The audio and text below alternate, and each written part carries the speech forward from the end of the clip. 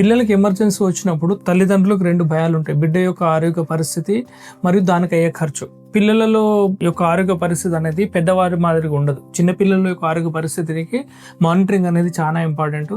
దానికి ఎంత ఖర్చు అవుతుంది అనేది మీ బ్రెయిన్లో రన్ అవుతూ ఉంటుంది.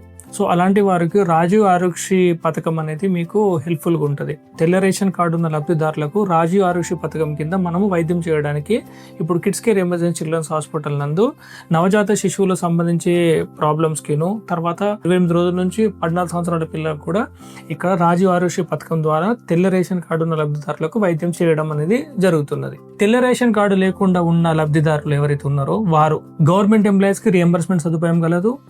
తర్వాత ఎవరైతే మనకు ఇతర ఇన్సూరెన్స్ కంపెనీలో నుంచి వీళ్ళు ఇన్సూరెన్స్ కట్టుకున్నారో వాళ్ళందరికీ వైద్యం చేయించబడును. సో మా దగ్గర లభించే వైద్య సదుపాయాలను దయచేసి సద్వినియోగపరచుకొని మీ యొక్క హెల్త్ని, ఆరోగ్యాన్ని, మీ కుటుంబాన్ని మీరు కాపాడుకోండి. పిల్లల్ని కాపాడడమే మా యొక్క ప్రథమ ధ్యేయం. Thank you.